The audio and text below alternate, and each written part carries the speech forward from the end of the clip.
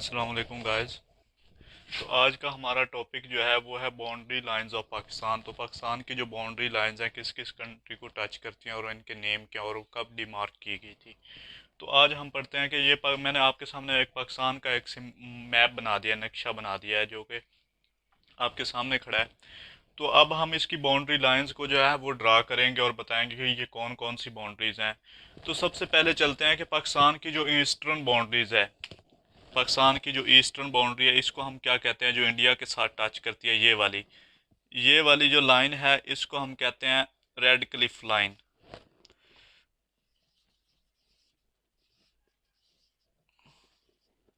ये इसको हम कहते हैं रेड क्लिफ लाइन, इसको कहते हैं। और इसकी लेंथ कितनी है? तो इसकी जो लेंथ है वो है तकरीबन 1650 किलोमीटर। ये वाली जो बाउंड्री लाइंस हैं पाकिस्तान की इंडिया के साथ टच करती है। इसकी ये ईस्टर्न साइड में पाकिस्तान की क्या है, ये इंडिया है।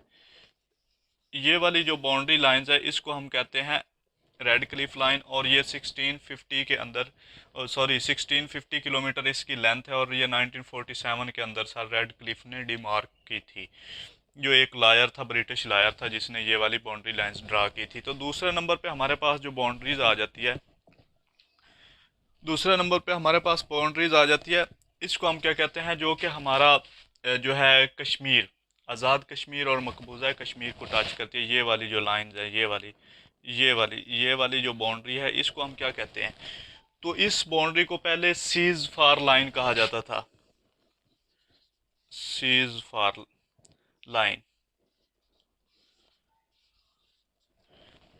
ये जो कश्मीर के दरमियान में है, मकबूजा कश्मीर और आज़ाद जम्मू कश्मीर जो हमारा है पाकिस्तान के अंदर है, उसके साथ ये वाली जो बाउंड्री लाइन है इसको हम सीज फार लाइन कहते थे। लेकिन बाद में 1972 के अंदर इसका नेम चेंज कर दिया गया। 1972 सिमला एग्रीमेंट जिसको कहते हैं,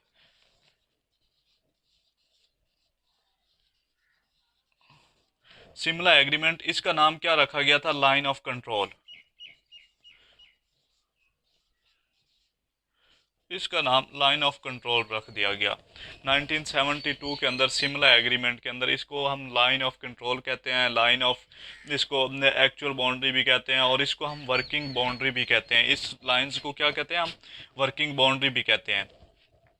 तो ये था पाकिस्तान का ईस्टर्न साइड पे। उसके बाद आ जाता है ईस्टर्न साइड पे एक और ऐसी चीज़ है जो इंडिया के साथ टच करती है, जिसको हम रन ऑफ कच्छ कहते हैं। 24th पैरेलल, ये वाला जो एरिया है, 24th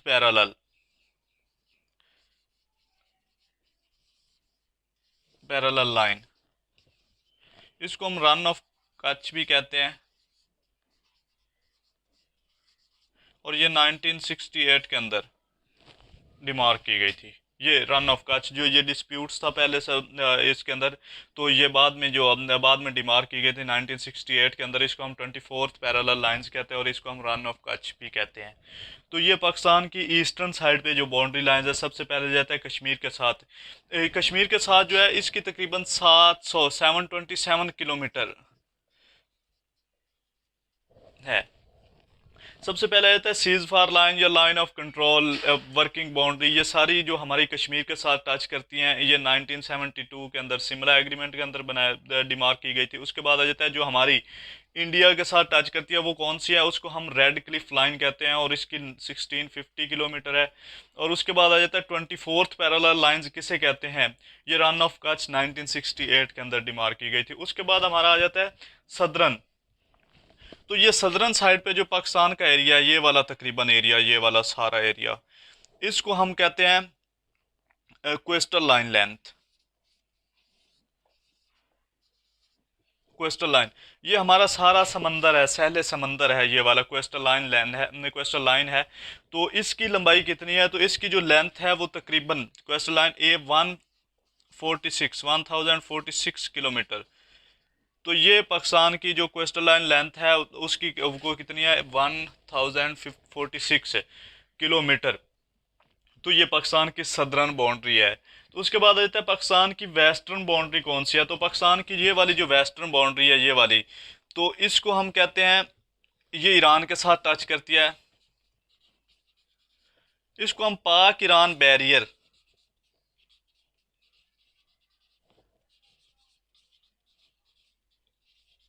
बैरियर या गोल्ड स्मिथ लाइन भी कहते हैं।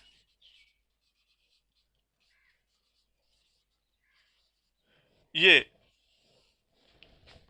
जो पाकिस्तान की वेस्टर्न बाउंड्री है वो ईरान को टच करती है, तो ईरान के साथ जो बाउंड्री लाइंस है उसको उसका नेम क्या है? तो ये पाकिस्तान की जो ईरान के साथ बाउंड्री है इसको हम कहते हैं पाक Iran barrier run of Kutch. और ये कब डिमार्क की गई थी? ये 1872 के अंदर 18। और इसकी लेंथ कितनी है? जो ईरान के साथ पाकिस्तान की बाउंड्री है उसकी लेंथ कितनी है? तो पाकिस्तान के साथ ईरान के साथ जो पाकिस्तान की बाउंड्री है उसकी तकरीबन 805 किलोमीटर है। ये पाकिस्तान की ईरान के साथ बाउंड्री है, ये वेस्टर्न साइड है। पाकिस्तान की ये वाली कौन सी साइड है? ये वेस्टर्न साइड है। वेस्टर्न साइड पे क्या है? ईरान है। ईरान की जो बाउंड्री लाइंस है उसको क्या कहते हैं? पाक ईरान बैरियर या गोल्ड स्मिथ लाइंस कहते हैं। और ये 1872 के अंदर डिमार्क की गई है।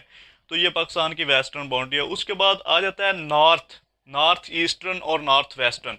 नॉर्थ ईस्टर्न ये है पाकिस्तान के पास, नॉर्थ ईस्टर्न ये वाला ला। और यहाँ पे क्या चीज़ टच करती है? चाइना। और इस बाउंड्री को क्या कहते हैं? पाक चाइना फ्रंटियर।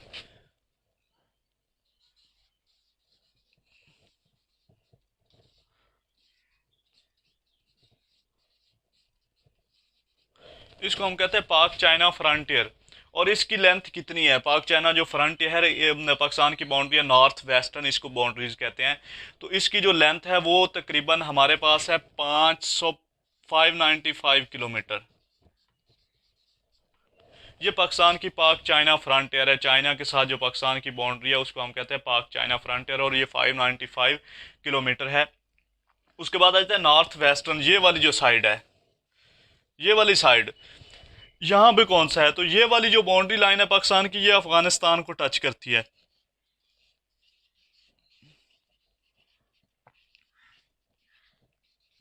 अफगानिस्तान को टच करती है। और इसको हम क्या कहते हैं? इसको हम ड्यूरेंट लाइन कहते हैं।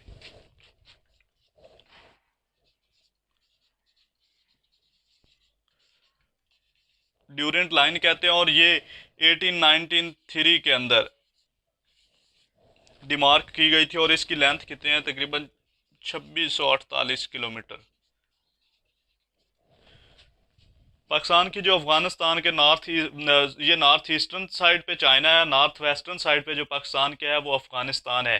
अफगानिस्तान के साथ जो बाउंड्री लाइन टच करती है वो पाकिस्तान की, उसको हम क्या कहते हैं? उसको हम ड्यूरेंट लाइन कहते हैं। और ये 1893 के अंदर अफगानिस्तान का एक बादशाह था और एक ब्रिटिश ड्यूरेंट था, उसके दरमियान में ये उन्होंने ये डिमार्क की थी 1893 के अंदर। और इसकी जो लेंथ है वो 2648 किलोमीटर है। तो ये रहा पाकिस्तान की बाउंड्री लाइन। सबसे पहले आ जाता है नॉर्थ ईस्टर्न साइड पे कौन सा है? चाइना है। और ये इस बाउंड्री लाइन को कहते हैं पाक चाइना फ्रंटियर कहते हैं। और इसकी 595 किलोमीटर इसकी जो लेंथ है। दूसरे नंबर पे आ जाता है ईस्टर्न साइड पे कौन सा है? तो ईस्टर्न साइड पे पाकिस्तान के अंदर आ जाता है कश्मीर, जिसको हम कहते हैं मकबूजा कश्मीर और जम्मू कश्मीर के आज़ाद कश्मीर के दरमियान में आ जाता है।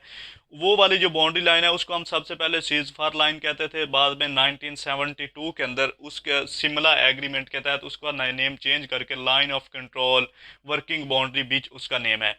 उसके बाद आ जाता है इंडिया के साथ जो टच करती है उसको हम रेड क्लिफ लाइन कहते हैं। और ये 1650 किलोमीटर इसकी जो लेंथ है। उसके बाद आ जाता है 24th पैरेलल लाइंस। कौन सी लाइंस है? तो ये भी इंडिया के साथ है। पाकिस्तान का जो एक प्रोविंस है सिंध, उसको टच करती है। और इसको हम रन ऑफ कच्छ 1968 के अंदर की गई थी। उसके बाद आता है सदर्न साइड पे, पाकिस्तान की जो सदर्न साइड पे है वो कोस्टल लाइन है।